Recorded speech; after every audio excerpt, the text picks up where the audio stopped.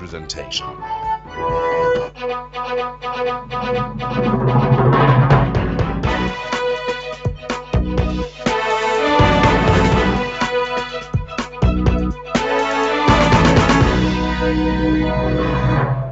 Good morning and welcome to A View from the House as we resume our daily broadcast from Parliament. I'm Kopedi Tanda. The season of budget vote presentations and debates in the National Assembly are almost over. Only two remain, the vote on Parliament and that of the Presidency. Both will be dealt with next week. However, policy debates on these departments are to continue for some time in the National Council of Provinces. It's almost back to normal business in the National Assembly this week, with second reading debates on new legislation high on the order paper. Today is, however, an important day for the National Assembly. This afternoon, the President, Mr. Jacob Zuma, is to take to the podium to respond to questions from members in the House. We will have coverage of those questions in tomorrow's program. But we will still have unfinished business here at A View from the House. We want to look at two budget vote debates that took place last week, the public enterprises and energy votes. We first look at public enterprises. The Department of Public Enterprises key business is to look after South Africa's 9 state-owned companies. They are all huge enterprises with budgets running into billions of rands. These companies provide critical services to citizens, services without which the country will grind to a halt and stand still. These companies include Eskom, Transnet, the South African Airways, and the Broadband Infraco.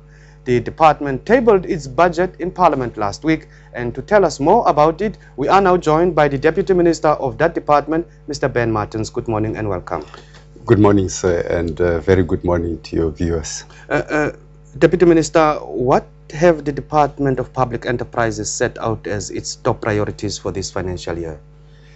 In view of the prevailing global economic crisis, one of our key priorities as the Department of Public Enterprises is to ensure that all entities that are under the remit of our department, their programs are geared in order to improve the South African economy and to ensure that there's growth in the South African economy.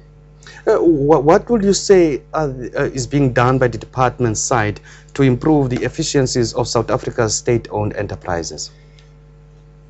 One of the measures that have been instituted under the guidance of the Minister of Public Enterprises has been to establish an integrated office to monitor and ensure that any risks within state-owned entities or state-owned companies are mitigated speedily.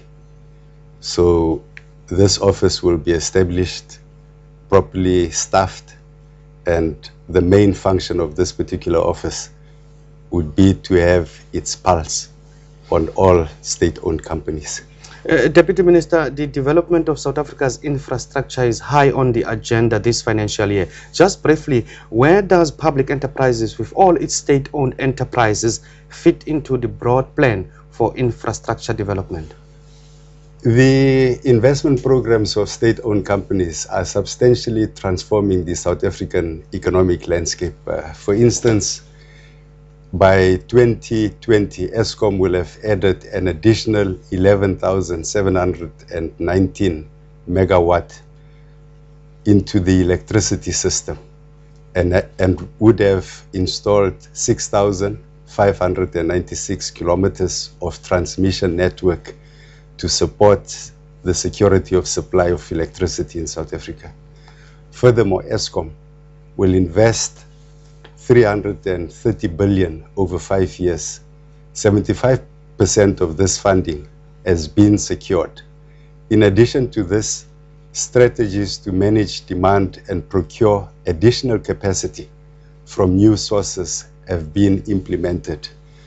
An example of measures of this nature is the current successful 49M campaign, which reaches out to major investors, major companies that utilize electricity, but more importantly, it reaches out and seeks to educate all of us to be more judicial and prudent in our utilization and use of electricity. Now that you've mentioned Eskom, Deputy Minister, that entity has recently come under attack for its heavy tariff increases to pay for new power plants and power cuts.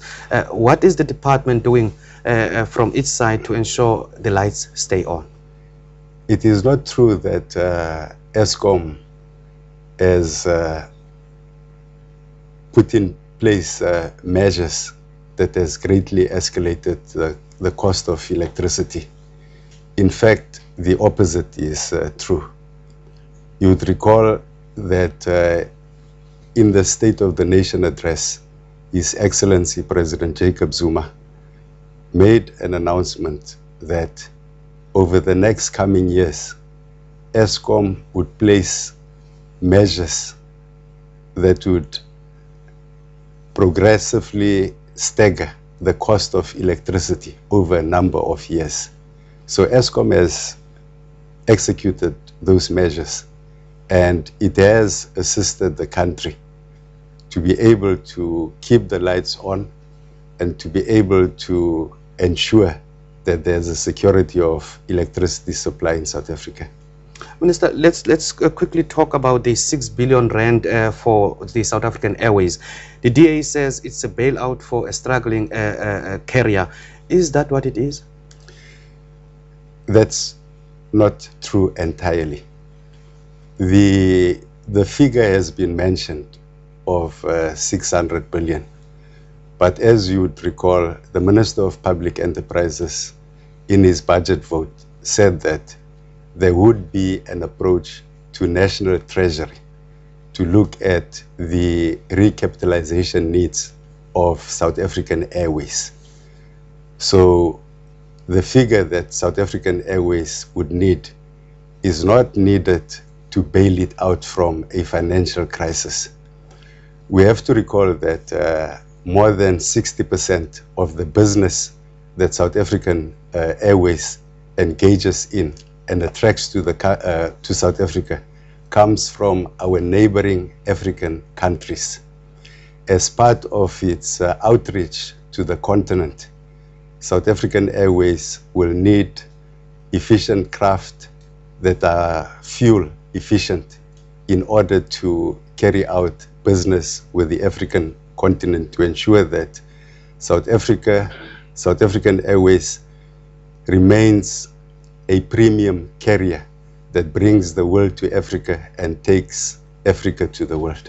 How do you respond to accusations that this is a case of throwing millions, if not billions of rands into a bottomless pit? Why not just privatize SAA? No, it is not an option to privatize South African Airways.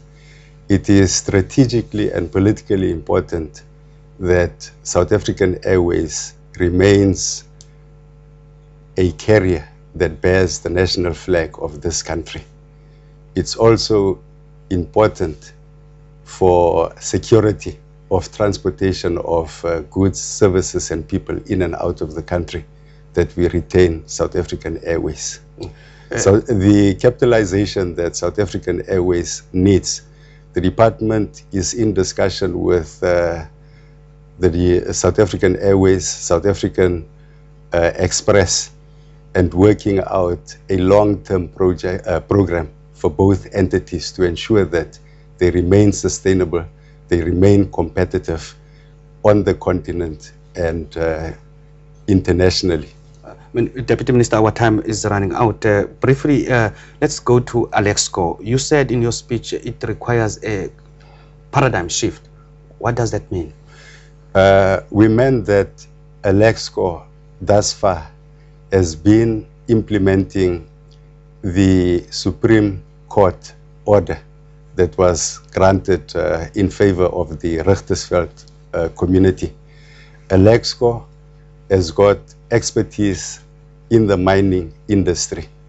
It's important that Alexco utilizes its expertise in order to become a more efficient entity. But more importantly, it is also necessary for Alexco to venture in the rest of the continent and also internationally. Its advantage remains the quality of its diamonds and the strategically located area of its mining activities. Finally and briefly, Deputy Minister, another SOE falling under your portfolio is SAFCOL. Is that entity fulfilling its mandate of contributing to rural welfare and development? SAFCOL does. Currently, SAFCOL employs on a permanent basis more than 2,200 people and more than 2,000 people on a contractual basis. So SAFCOL is engaged in rural development and seeks to empower all the communities that are based in around the operations of SAFCOL. The Deputy Minister of Public Enterprises, Mr. Ben Martin, we have unfortunately run out of time. Deputy Minister, we appreciate your time. I thank you very much for your time, sir. Thank you, sir.